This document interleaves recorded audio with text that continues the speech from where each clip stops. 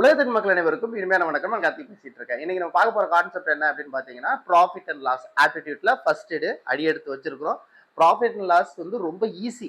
லாபம் நட்டம் அப்படிங்கிறது வந்து காம்படிட்டிவ் எக்ஸாம் இருக்கக்கூடியது ரொம்ப ரொம்ப ஈஸியான டாபிக். ஆனா எல்லாருக்கும் கஷ்டமா இருக்கு. கஷ்டமா இருக்கிற மாதிரி இருக்கு. பட் ஆனா ரொம்ப ஈஸி. அதனாலதான் அந்த ஃபர்ஸ்ட் டாபிக் எடுத்திருக்கோம். எப்போதும் சொல்லக்கூடிய விஷயம் ஒன்னே ஒண்ணுதான். இன்னைக்கான ஒர்க்கை அன்னைக்கே முடிச்சிருங்க. அது போதும். சிலபஸ் பெருசா இருக்கு சார், ரொம்ப கஷ்டமா இருக்கு சார், எங்களால முடியல சார், என்ன சார் இவ்வளவு இருக்கு. இன்னைக்கான படியை மட்டும் பாரு, இன்னைக்கான போர்ஷன் மட்டும் முடிச்சிட்டியா, அதை மட்டும் ஃபாலோ பண்ணிக்கோங்க.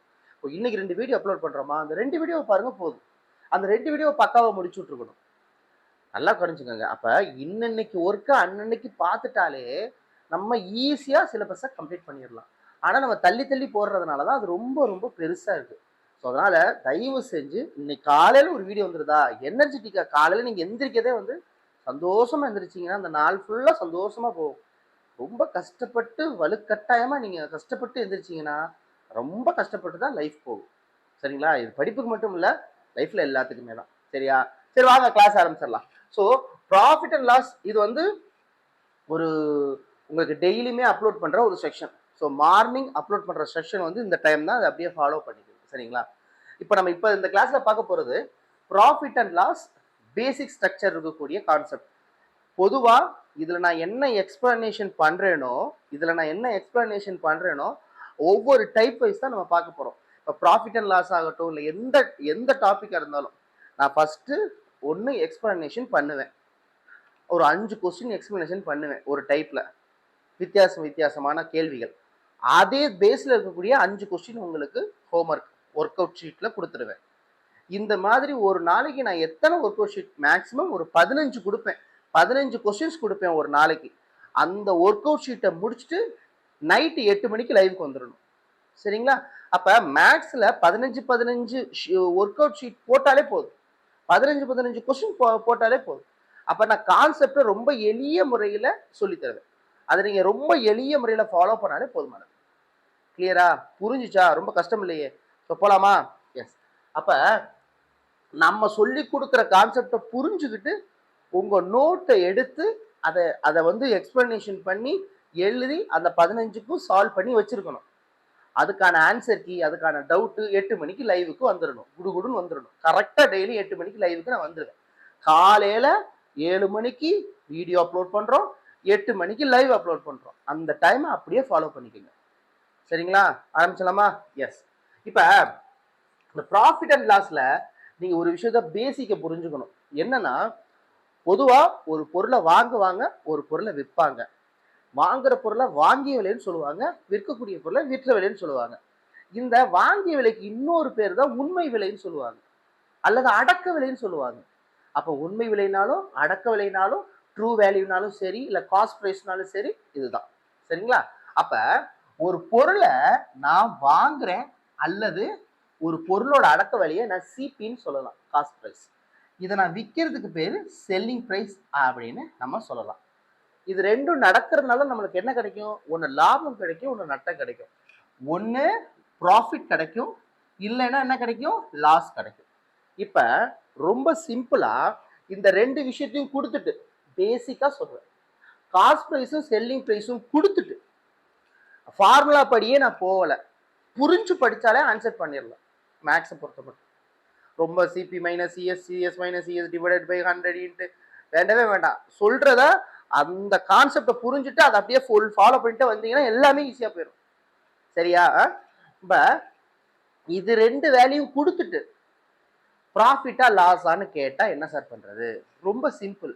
இது ரெண்டும் டைரக்டா கொடுத்துட்டு ப்ராஃபிட்டா லாஸான்னு கேட்டாங்கன்னா 2யும் மைனஸ் பண்ணுங்க.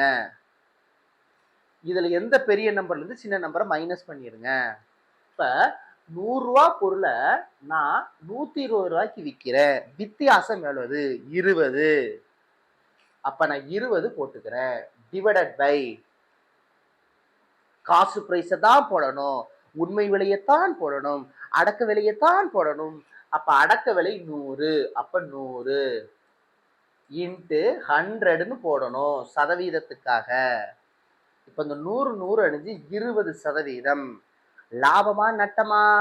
ஸோ 100 ரூபா பொருளை 120 ரூபாய்க்கு வித்தா எப்போதும் லாபம் தான். அப்ப 20% லாபம்.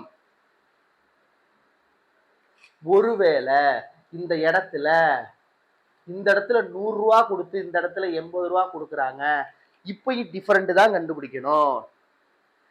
எது பெருசா இருந்தாலும் சிறுசா இருந்தாலும் அதை பத்தி கவலைப்படாதீங்க. ஸோ 100ல 80 போடுச்சுன்னா 20 டிவைடட் பை என்னது காஸ்ட் பிரைஸ் தான் போடணும். எது பெருசா இருந்தாலும் சிறுசா இருந்தாலும் எதுதான் ஃபாலோ பண்ணணும், காஸ்ட் பிரைஸ் தான் போடணும். அப்ப 100 இன்ட்டு 100 போட சொல்லியிருக்கேன். இன்ட்டு 100% அடிச்சோம்னா 20. இங்கேயும் 20 தான். ஆனா என்ன ஆனா இங்க 100 ரூபா பொருளை 80 ரூபாய்க்கு விற்கிறதுனால நட்டம் 20% நட்டம். அப்ப இங்க லாபம், இங்க நட்டம்.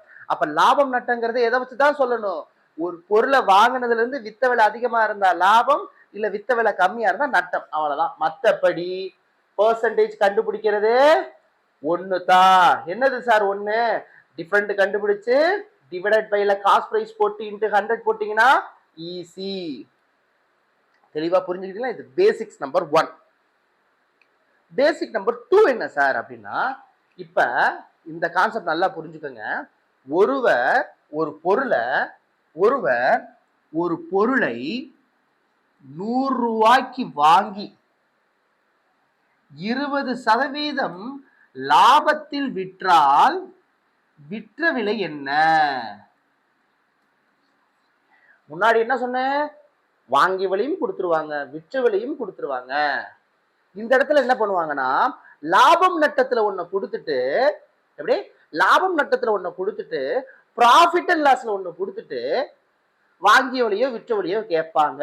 இதுவும் ஒரு பேசிக்ஸ் தான். நான் பேசிக்னா ஒண்ணு மட்டும் போகல, மொத்தமா போயிடுறேன். சரிங்களா? அப்ப வாங்கிய விலை விற்ற விலை ஏதோ ஒன்று கொடுத்து ப்ராஃபிட்டா லாஸான்னு ஏதாவது ஒண்ணு கொடுத்து வாங்கிய விலையோ அல்லது விற்ற விலையோ கேட்கலாம். இப்படி இருந்தா நீங்க ஃபாலோ பண்ண வேண்டியது ரொம்ப சிம்பிள். லாபம்னா 100ஓட கூட்டணும், நஷ்டம்னா 100ஓட மைனஸ் பண்ணணும். ஃபார் எக்ஸாம்பிள் 100 ரூபா பொருள 100 என்பதை காஸ்ட் பிரைஸ் என்பதை இங்கதான் போட வேணும். ரெண்டாவது மெத்தடு ரெண்டே மெத்தடு தான். அதை ஃபாலோ பண்ணா போதும். ப்ராஃபிட் அண்ட் லாஸ்ல ரெண்டு சூட்சம் தான். அப்ப காஸ்ட் பிரைஸ் இங்க போட்டு இன்ட்டு டிவைடட் பை ப்ராஃபிட்னா 100ஓட கூட்டணும், 100ஓட கூட்டுனா ப்ராஃபிட், மைனஸ் பண்ணா நஷ்டம். புரியுதா? அது காஸ்ட் பிரைஸ் 100 கூட்டி டிவைடட் பை 100 போட்டு சீக்வல் டு வந்தா அதுதான் செல்லிங் பிரைஸ். இதுதான் இதுக்கான சூட்சமம், இதுக்கான ஃபார்முலான்னு கூட வச்சுக்கலாம். அப்ப காஸ்ட் பிரைஸ் 100. இப்ப ப்ராஃபிட் அப்ப ப்ராஃபிட்னா 100ஓட கூட்டணும். இப்ப ப்ராஃபிட் அதனால 120. ஒருவேளை நஷ்டம்னா 100ல இருந்து மைனஸ் பண்ணணும் 80. அப்ப ப்ராஃபிட்னா 100ஓட கூட்டணும், நஷ்டம்னா 100ல இருந்து மைனஸ் பண்ணணும். சரிங்களா? அப்ப ரொம்ப சிம்பிள். அப்ப 120 டிவைடட் பை 100 வந்தா அதுதான் செல்லிங் பிரைஸ். அப்ப 100 கேன்சல் பண்ணி செல்லிங் பிரைஸ் 120. இப்ப ஒருவேளை ஒருவர் ஒரு பொருளை ஒரு குறிப்பிட்ட விலைக்கு வாங்கி 20% லாபத்தில் 120 ரூபாய்க்கு விற்றால் வாங்கிய விலை என்ன? இதேதான். அப்ப என்ன பண்ணுவோம், அந்த இடத்துல இது நமக்கு தெரியாது, அதனால எக்ஸ். லாபம்னால 120%, 100.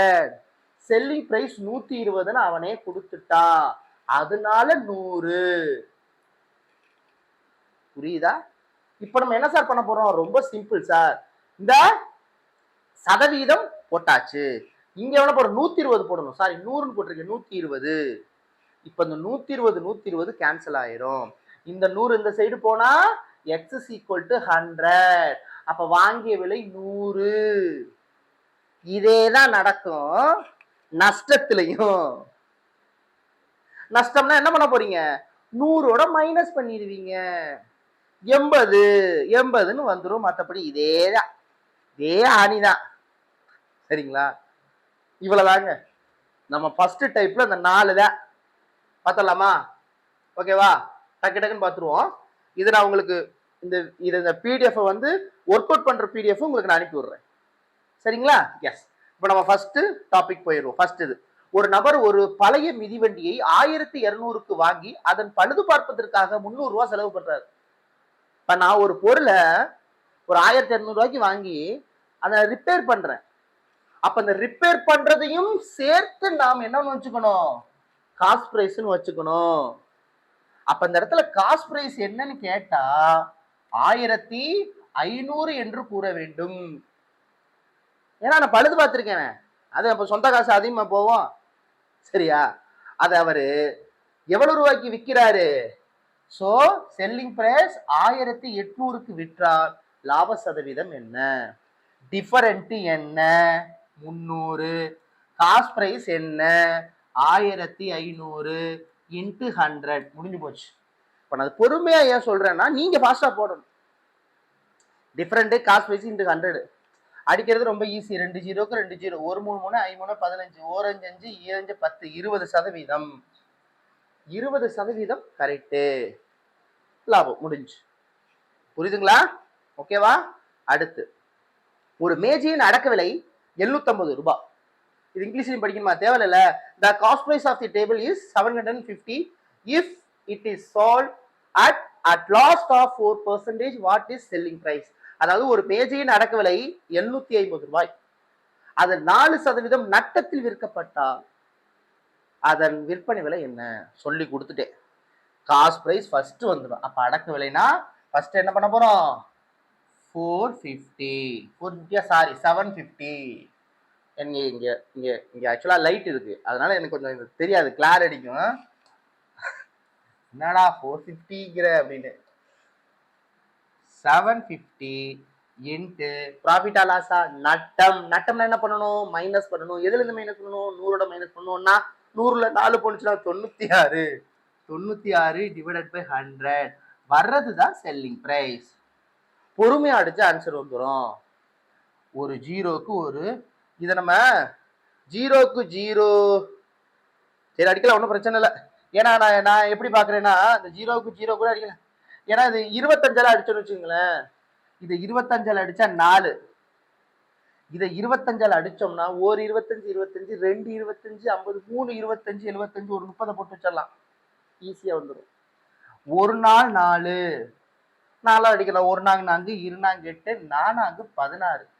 அப்ப 24யும் 30யும் பெருக்குனா முடிஞ்சு போச்சு. 4 3 12 மிச்சம் 1 2 720. புரியுதா இல்லையா? முடிஞ்சு போச்சு. உங்களுக்கு எது ஈஸியா பாத்துக்குங்க. ஒரு பொருளை 2400க்கு விற்பதன் மூலம் 20% லாபம் கிடைக்குமெனில் அதன் அடக்க விலை என்ன? இதுக்கு என்ன பண்ண போறீங்க நீங்க? அவன் அடக்க விலை என்னன்னு கேட்கறான். அப்ப தெரியாது எக்ஸ். எத்தனை சதவீத லாபம்? 20%. அப்ப 120 டிவைடட் பை 100 எவ்வளவு ரூபாய்க்கு வித்திருக்கான்? சோ 2400. அப்ப ஈக்குவல்னா டைரக்டா அடிச்சுக்கலாம். தெரியும் தானே? இப்ப 1000 இருக்கு, இந்த சைடு 500 இருக்கு, டிவைடட் பை எக்ஸ் இருக்கு அப்படின்னா ஈக்குவலுக்கு நேரா அடிச்சுக்கலாம். ஐயோ நான் வெளியில போயிட்டேனா? இந்த ஜீரோ அடிச்சுக்கலாம்.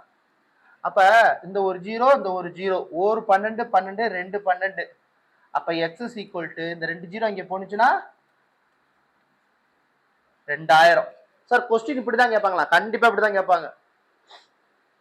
உங்களுக்கு டைமே இருக்காது. கொஸ்டின் ஈஸியா இருக்கும், டைம் தான் இருக்காது. சரிங்களா? டிஎன்பிசியும் இப்படிதான் கேட்பாங்க. இப்ப கொஞ்சம் அந்த அந்த டாபிக்ல அவங்க எடுத்துக்கக்கூடிய டிஃபிகல்ட்டியை பொறுத்தது. நீங்க கவலைப்படாம நீங்க கான்செப்ட் மட்டும் புரிஞ்சுட்டு போங்க. அதாவது டிஎன்பிசி மாதிரி அந்த கொஸ்டின் அப்படியே வரும்னா இல்ல, கான்செப்ட் புரிஞ்சுக்கிட்டாலே போதும், அதை நீங்க பிராக்டிஸ் பண்ணாலே போதும். 80க்கு ஒரு பொம்மையை வாங்கி 100க்கு விற்றால் கிடைக்கும் லாப சதவீதம். இதெல்லாம் உங்களுக்கு இதுல வேற ஒண்ணுமே கிடையாது. சரிங்களா? அலைபேசி 8000 ரூபாய்க்கு விற்கப்பட்டு 20% நட்டத்தை ஏற்படும். இந்த டாபிக்ல முடிஞ்சு. அப்ப டைப் 1 பேசிக் டைப். இந்த பேசிக் டேபிள்ல மொத்தம் 4 சொல்லி கொடுத்துருக்கேன். வாங்கிய வழியை விற்ற வழியை கொடுத்துட்டு லாபமோ நட்டமா கேட்டா போட்டுறணும், முடிஞ்சு போச்சு. இல்லைனா லாபமோ நட்டமா கொடுத்து வாங்கிய வழியை விற்ற வழியை கொடுத்து மிச்சம் இருக்கிறத கேட்டா அதுவும் டைப் தான். அப்ப டைப்ல இருக்கக்கூடிய 4 விஷயத்த சொல்லி கொடுத்தாச்சு. பேசிக் டைப் கம்ப்ளீட்டட். இப்ப நம்ம அடுத்த டைப் போயிடலாம். இந்த நான் பிடிஎஃப் வந்து சென்ட் பண்றேன். உங்களுக்கான ஒர்க் அவுட் ஷீட் கொடுத்துருக்கேன். இந்த ஒர்க் அவுட்ல வந்து 1 2 3 நம்பர் வைஸ் போட்டிருக்கேன். நீங்க பிராக்டிஸ் பண்ணணும். 8 மணிக்கு லைவ் வந்ததுக்கு அப்புறம் இதுல டிஸ்கஷன் பண்ணிட வேண்டியதான். சரிங்களா? ஓகேவா? இது உங்களுக்கான சம் தான். இங்கிலீஷ் போத் லாங்குவேஜ்ல இருக்கு, பைலிங்குல தான் இருக்கு, பாத்துக்கங்க. நம்ம இப்ப டைப் 2க்கு போயிடலாம். டைப் 2ங்கிறது வந்து குவான்டிட்டி பேஸ்டு. குவான்டிட்டி பேஸ்ட்னா என்ன சார் அர்த்தம்? விலையை பத்தியே பேச மாட்டாங்க, பொருட்களோட எண்ணிக்கையை பத்தி பேசுறது. இப்போ ஃபார் எக்ஸாம்பிள் 15 பொருட்களின் அடக்க விலையானது 12 பொருட்களின் வாங்கிய விலைக்கு சமம். ருப்பீஸை பத்தியே பேசல. 15 பொருளின் அடக்க விலையானது 12 பொருளின் விற்ற விலைக்கு சமம் எனில் லாப சதவீதம் என்ன? இந்த மாதிரி கேட்கிறாங்கன்னா ரொம்ப ஈஸி. எப்போதும் போல டிஃபரெண்ட் கண்டுபிடிங்க. எப்போதும் போலன்னா first type cost price selling price என்ன பண்ணுவீங்க? டிஃபரெண்ட் கண்டுபிடிப்பீங்க. 15ல 12 போனுச்சுன்னா 3 டிவைடட் பை எப்போது என்ன போடுவீங்க? காஸ்ட் பிரைஸ் போடுவோம். ஆனா பொருட்களோட எண்ணிக்கையா இருந்தா செல்லிங் பிரைஸோட பொருட்களோட எண்ணிக்கை போடணும். அப்ப விற்ற விலையின் காண எண்ணிக்கை என்ன? 12. விற்ற விலைக்கானதான் பார்க்கணும், வாங்கிய விலைக்கானதை பார்க்கக்கூடாது. ஏன்னா பொருட்களின் எண்ணிக்கை மாறும், அதோட ஸ்டாப் பண்ணிக்கணும். அப்ப விற்ற விலையோட பொருளோட எண்ணிக்கை 12. அப்ப 12 × 100. 1 3 3 4 3 12 25% லாபம். முடிஞ்சு போச்சு. அடுத்து 20 பொருட்களின் அடக்க விலையானது 25 பொருட்களின் விற்பனை விலைக்கு சமம். 20ல இருந்து 25, 25ல இருந்து 20 போனா 5. கீழே என்ன பண்ணணும்? விற்ற விலையோட பொருட்கள் விற்பனை விலை 25, 25 × 100 25 5 4. அப்ப 25%. அவ்வளவுதான். இதுக்கு இவ்வளவு டைமே இல்லை, இது அவ்வளவு ஒர்த்து இல்லப்பா அப்படிங்கிற மாதிரி. சரிங்களா? அடுத்து இப்ப இந்த கொஸ்டின் கொஞ்சம் டிஃபிகல்ட்டியா இருக்கிற மாதிரி இருக்கும். ஒரு நபர் 1 ரூபாய்க்கு 6 மிட்டாய்களை வாங்குறாரு. ஒருவர் 1 ரூபாய்க்கு 6 மிட்டாய். 20% லாபம் பெற வேண்டும் எனில் 1 ரூபாய்க்கு எத்தனை மிட்டாய்களை விற்க வேண்டும்? ஃபர்ஸ்ட் ஆஃப் ஆல் நீங்க ஒரு விஷயத்தை புரிஞ்சுக்கணும். பொருட்களோட எண்ணிக்கைனா 10 20 30 பெருசா இருந்தா பரவாயில்ல. நீங்க 1 ரூபான்னு போட்டு நம்மளை கன்ஃபியூஸ் பண்றாங்க. சரிங்களா? இப்ப 6 மிட்டாய் இருக்கு. சரிங்களா? எத்தனை மிட்டாய் விற்கணுங்கிறாங்க? லாபத்துக்கு விற்கணும் 1 ரூபாய்க்கு. இப்ப இந்த விஷயத்துல நீங்க ஒரு விஷயத்த புரிஞ்சுக்கங்க, லாபத்தை அப்புறம் பார்த்துக்கலாம். இந்த 6 மிட்டாய் இருக்கு இல்லையா, 1 ரூபாவை வந்து கணக்கு பண்ண முடியாது. அதை நான் ஒரு நம்பரா மாத்துறேன். எப்படி நம்பரா மாத்துறேன்னா, 100ஆல அடிக்கிற மாதிரி ஏதாவது ஒரு நம்பர். என்ன 100ஆல அடிக்கிற மாதிரி? 100ஆல 5 அடிக்கலாம் மேக்சிமம். ஈஸியா அடிக்கிறது 5. அதனால 5ஆ நம்பர் எடுத்துக்கிறேன். ஏன் 5 எடுத்துக்கிறேன்னு சொல்றேன். இப்ப நான் அந்த காஸ்ட் பிரைஸ் அப்படின்னு வச்சுக்கிட்டு 1 ரூபாய்க்கு 6 மிட்டாய். இப்ப நான் 5ஆல பெருக்கிடுறேன்.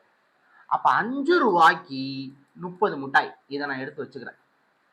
இதை மட்டும் ஃபிக்ஸ் பண்ணி, இது ஒண்ணு தெரிஞ்சா போதும். இப்ப 5 ரூபாய்க்கு ஒரு பொருளை வாங்கி 20% லாபத்தில் பெற வேண்டும் என்றால் விற்பனை விலை என்ன கண்டுபிடிக்கலாமா? ஃபர்ஸ்ட் டைப் 5 ரூபாய்க்கு ஒரு பொருளை வாங்கி 20% லாபத்தில் விற்க வேண்டும் என்றால் அதன் விற்பனை நிலை என்ன? கண்டிப்பா கண்டுபிடிக்கலாம். அப்ப இது ஈஸியா அடிச்சுட்டு போயிடலாம். இது அடிச்சோம்னா இது 0 0 அடிச்சிடலாம். இது அடிச்சா 2 6. அப்ப செல்லிங் பிரைஸ் என்னது? 6. அப்ப 6 ரூபா. 6 ரூபாய்க்கு விற்கணும். எத்தனை? அந்த 30 மிட்டாய். இந்த 30 மாறாது, இருக்கிறதானே இருக்கும். 5 ரூபாய்க்கு விற்கிற மிட்டாயா 6 ரூபாய்க்கு விற்கணும். அப்ப ஒரு மிட்டாய் எவ்வளவு? 30 டிவைடட் பை 6, 5 ரூபா. அவ்வளவுதான், கணக்கு முடிஞ்சு போச்சு. ஆன்சர் புரிஞ்சுக்கிட்டீங்களா? 5 ரூபாய்க்கு 30 மிட்டாய் வாங்கணும். 30 மிட்டாய் அங்கேயே இருக்கட்டும், அது பிரச்சனை இல்லை நமக்கு. 5 ரூபாய்க்கு ஒரு பொருளை வாங்கி 20% லாபத்துல எவ்வளவு ரூபாய்க்கு விற்கணும்? 6 ரூபாய்க்கு விற்கணும். 6 ரூபாய்க்கு எதை வைக்கணும்? அந்த 30 மிட்டாய் வைக்கணும். அப்ப 6 ரூபா 30 மிட்டாய் 6 ரூபானா ஒரு மிட்டாய் எவ்வளவு? 1 ரூபாய்க்கு எத்தனை மிட்டாய்? 6 மிட்டாய் முடிஞ்சு. 33 மீட்டர் துணியை விற்பது மூலம் ஒரு வியாபாரி 11 மீட்டர் துணியின் விற்பனை விலையை லாபமாக பெறுகிறார் எனில் இதெல்லாம் போட்டுடலாம். இதெல்லாம் உங்களுக்கான செம்ம. 33 மீட்டர்னா ஒரு மீட்டர் 1 ரூபான்னு வச்சுட்டு ஃபாலோ பண்ணுங்க, போட்டுருவீங்கல்ல. எஸ், இவ்வளவுதான் பேசிக், முடிஞ்சு போச்சு. 11 பொருட்களை விற்பது மூலம் ஒருவர் 11 பொருட்களின் விற்பனை விலையை நட்டமாக பெறுகிறார். அதேதான் சரிங்களா? அதே மாதிரி போட்டுருங்க. அதுக்கப்புறம் ஒர்க் அவுட் ஷீட்டு இப்ப நம்ம நடத்துனதுல இருந்து தான் நான் உங்களுக்கு கொடுத்துருக்கேன், அதை அப்படியே ஃபாலோ பண்ணிக்கோங்க. சரிங்களா? இன்னும் முடியல. Type 3 market price and discount. அதாவது டைப் 3ல என்னன்னா விற்பனை விலை வாங்கிய விலை பார்த்துட்டோம். இப்போ ஒருத்தர் ஒரு கடைக்காரர் இருக்காரு. கடைக்காரரு இப்ப ஃபர்ஸ்ட் என்ன பண்ணா, வாங்கிய விலை அதாவது காஸ்ட் பிரைஸ்க்கு ஒரு துணியை வாங்குறாரு. ஒரு சட்டையை ஒன்று வாங்கிக்கிறாரு அவரு. சரிங்களா? இந்த சட்டை ஒரு 100 ரூபா போட்டிருக்காரு. இதான் உண்மையில அவர் குடோன்ல வாங்கினது. அத குறித்த விலை மார்க்கெட் பிரைஸ்ன்னு சொல்லி என்ன பண்ணுவாருன்னா சேர்த்து மார்க்கெட் பிரைஸ்ல போடுவார். இந்த இப்ப நான் சட்டை வாங்கும் போது இதுக்கு ஒரு 1500 ரூபா போட்டிருக்கோம். ஓகேவா? உனக்கு 25% டிஸ்கவுண்ட் வாங்கிக்கங்க அப்படின்ட்டுருவாங்க.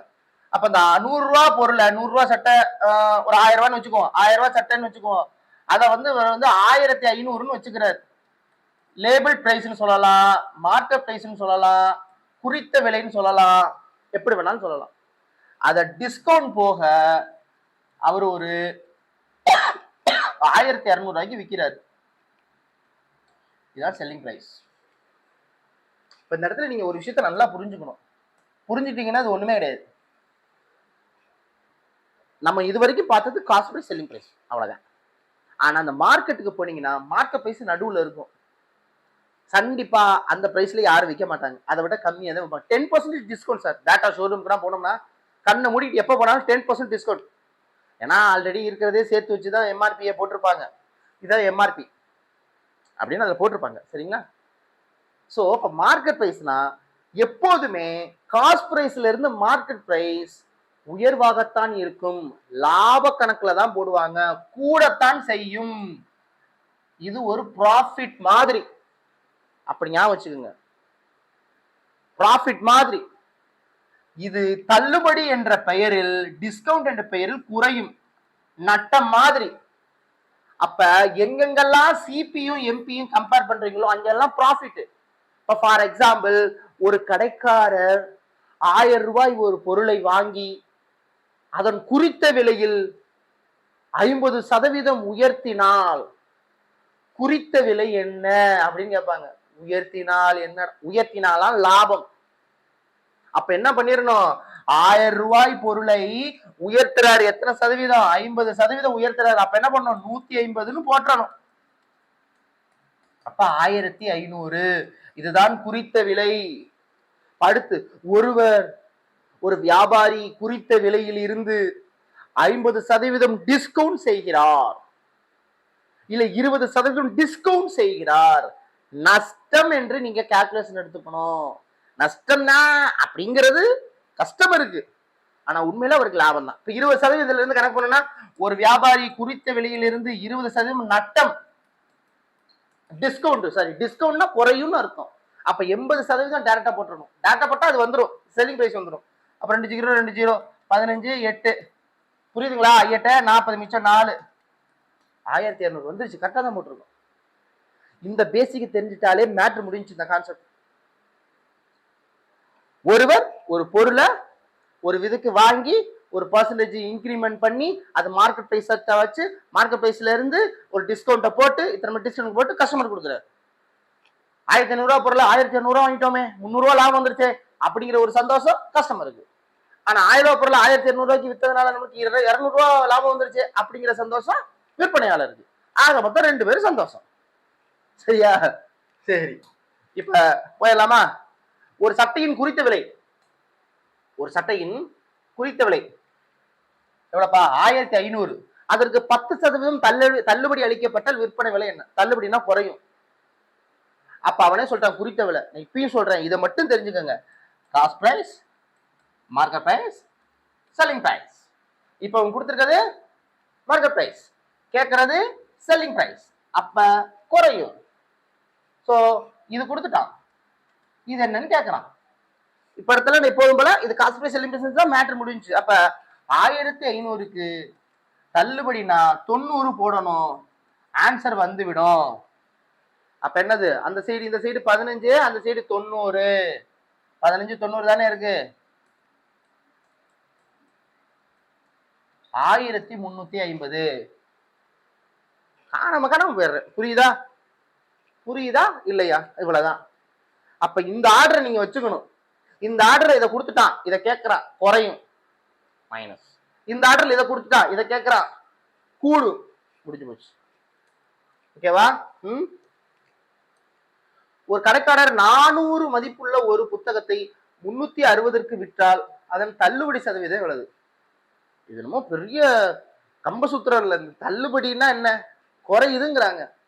இப்ப இந்த பொருளை இந்த மாதிரிலாம் கொஸ்டின் கேட்டா, இந்த தள்ளுபடிக்கு பதிலா நஷ்டத்தை காண்க, இந்த நஷ்டம்னு சொன்னாலே ஃபர்ஸ்ட் டைப்புக்கு போயிடும் ஆட்டோமேட்டிக்கா. பாருங்களேன், வாங்கிய விலை விற்ற விலையை மட்டும் கொடுத்துட்டு தள்ளுபடின்னு கேட்டா அது நஷ்ட அந்த கால்குலேஷன் தான் சொல்ல வரேன். புரியுதுங்களா?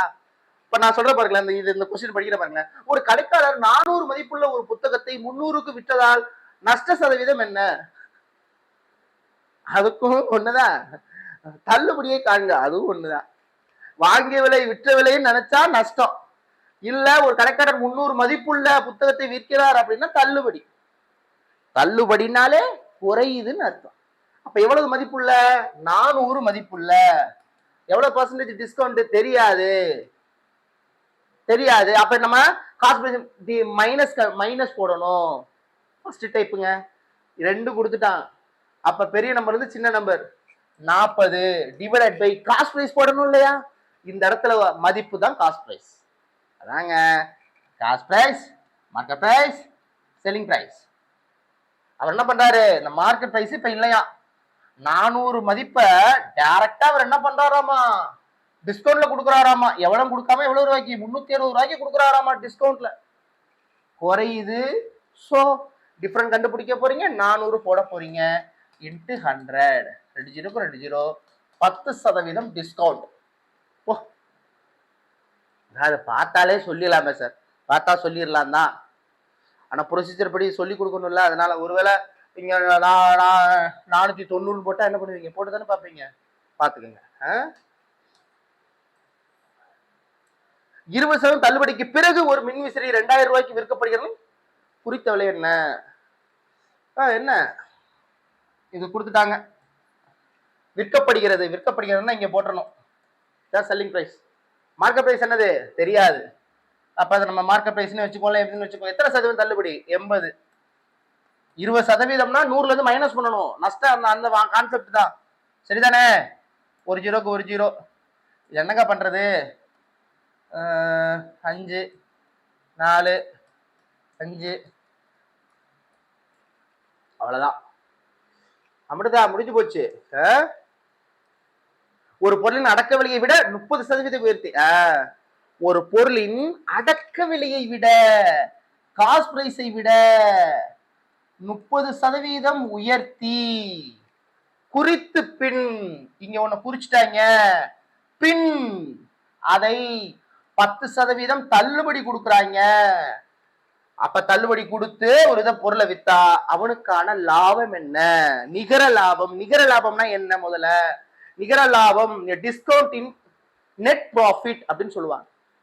முன்னாடி சொன்ன அந்த ஃபர்ஸ்ட் கதை தான். என்ன சார் நான் சொன்னேன், ஒருத்தன் ஒரு பொருளை, ஒரு சட்டையை 100 ரூபாய்க்கு 1000 ரூபாய்க்கு வாங்கி அவன் 1500 ரூபான்னு பொருளை குறித்த விலைக்கு கொடுத்து 1200 ரூபாய்க்கு வித்தான்னா அவனோட நெட் ப்ராஃபிட் எவ்வளவு? 200 ரூபாய். அதுதான் நெட் ப்ராஃபிட். உண்மையா அவனுக்கு கிடைக்கிறது என்ன? 1500 ரூபாய் போட்டதுனால அவனுக்கு 500 ரூபாய் கிடைக்க போகுது, அவன் தள்ளுபடி கொடுக்குறானே. இந்த 200 ரூபாய் தான் நெட் ப்ராஃபிட். அதைத்தான் சொல்றாங்க. 1000 ரூபாய்க்கு வாங்கி 1500 ரூபாய் குறித்த விலை கொடுத்ததுனால அவனுக்கு ப்ராஃபிட் 500 கிடையாது. உண்மையில அவன் வித்ததே இந்த கோல்மால்லாம் பண்ணி கடைசியில 200 ரூபாய் தான் கூட விற்கிறான். சரிங்களா? சரி, அது கோல்மால்ல ஒரு ஒரு தொழில் தர்மம். சரி, இப்ப இதைத்தான் சொல்லியிருக்கான். காசை பத்தியே பேசல. சார் இப்படி இருந்தா நாங்க என்னதான் சார் பண்றது? ரொம்ப ஈஸி சார். ஒரு பொருளை 30% உயர்த்தி திரும்ப 10% குறைக்கிறாங்க. சரிங்களா? இந்த கொஸ்டின்ல ரொம்ப ஈஸியா போடணும்னா இதுக்கு நான் 100ன்னு வச்சுக்கிறேன். 100 ரூபாய். 100 ரூபாயை 30% உயர்த்தினா 130 ரூபாய். சரி, 130ல இருந்து 10% குறைக்கிறாங்க. 130க்கு 10% என்ன? 13 ரூபா. 13 ரூபா தானே? 110க்கு 130க்கு 10% 13 ரூபா. 13 ரூபாயை நான் மைனஸ் பண்றேன். மைனஸ் பண்ணா 10ல 3 போச்சுன்னா 7, இங்க 2ல 1 போச்சுன்னா என்ன ஒரு 1 1. அப்ப 117 ரூபாய்க்கு அவன் இந்த பொருளை வித்திருப்பான்னு அர்த்தம். அவ்வளவுதான், அதோட நிறுத்திக்கிங்க. 117 ரூபாய்க்கு வித்திருப்பான். அப்ப 100 ரூபாய் பொருளை 117 ரூபாய்க்கு வித்திருக்கான்.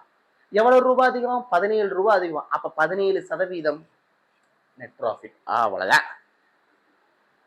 கிளியரா? புரியுதா? கான்செப்ட் புரியுதா? 100 ரூபாய் உயர்த்தியா? 130 ரூபாய். 130ல இருந்து 10%. 130ல 10% 13 மைனஸ் பண்ணா 117. அப்ப 100 ரூபாய் பொருளை 117 ரூபாய்க்கு விற்க. அப்ப 17 ரூபாய் அதிகம். அப்ப 17%. அவ்வளவுதான். ஆனா கொஞ்சம் லைட்டா மாறுது. கண்டுபிடிக்கிறீங்களா? ட்ரை பண்ணுங்க. அப்புறம் முடிஞ்சு ஒர்க் அவுட் ஷீட். கிட்டத்தட்ட இது 11 12 மொத்தம் 15 கொஸ்டின் இருக்கு. இந்த 15 ஒர்க் அவுட் ஷீட் ஆகட்டும். அப்புறம் நான் உங்களுக்கு ஒரு கொஸ்டின்ஸ் கொடுத்துருக்கேன் இல்லையா, அதையும் ஒர்க் அவுட் பண்ணி கரெக்டா 8 மணிக்கு கூட லைவுக்கு வந்துருங்க. வந்துட்டீங்கன்னா இந்த ப்ராஃபிட் அண்ட் லாஸோட பேசிக் ஸ்ட்ரக்சர் முடிஞ்சு. பேசிக் இல்ல, இது ஓரளவு நம்ம ஒரு 65% முடிச்சிட்டோம். இதுமே நம்ம பார்க்க போறது கொஞ்சம் இதை விட கடினமாக இருக்கும். ஸோ அதனால இதுலயே நம்ம மார்க்கெட் பிரைஸ், செல்லிங் பிரைஸ் எல்லாம் பார்த்துட்டோம். ஸோ அடுத்தடுத்த வீடியோல இதோட அடுத்த டைப் பார்த்துட்டோம்னா ப்ராஃபிட் அண்ட் லாஸ் கம்ப்ளீட்டட். இதை நீங்க எல்லா காம்படிட்டிவ் எக்ஸாம்லயும் ஃபாலோ பண்ணிக்கலாம். சரிங்களா? இதுக்கு மேல ப்ராஃபிட் அண்ட் லாஸ்ல ஒண்ணும் இல்லை அப்படின்னு சொல்லிடலாம். இதை இன்னைக்கு படிங்க, இதை இன்னைக்கு ஒர்க் அவுட் பண்ணுங்க. இன்னைக்கான ஒர்க் இதுதான். இதை முடிச்சிருங்க. சரிங்களா? 8 மணிக்கு லைவ்ல சந்திக்கலாம். அடுத்த ஒரு வீடியோ ஜென்ரல் ஸ்டடிஸ் ஒரு வீடியோ வரும். அது கரெக்டாக உங்களுக்கு டயத்துக்கு அப்லோட் ஆயிடும். ஆல்ரெடி உங்களுக்கு ஷெடியூல் போட்டாச்சு, ரீல்ஸ் பார்த்துருக்கீங்கன்னா தெரிஞ்சிருக்கும். அதை அப்படியே டெய்லி கொடுக்கக்கூடிய ரீல்ஸ்லயே உங்களுக்கு என்னென்ன சப்ஜெக்ட் எப்பப்ப நடக்குதுங்கிறது தெரிஞ்சிடும். சரிங்களா? நல்ல முறையை பாருங்க. Wish all the best. Thank you so much. மீண்டும் சந்திக்கலாம். சத்தியபுரம் உங்களுக்கு விடைபெறுவது உங்கள் அன்பு கார்த்திக். நன்றி.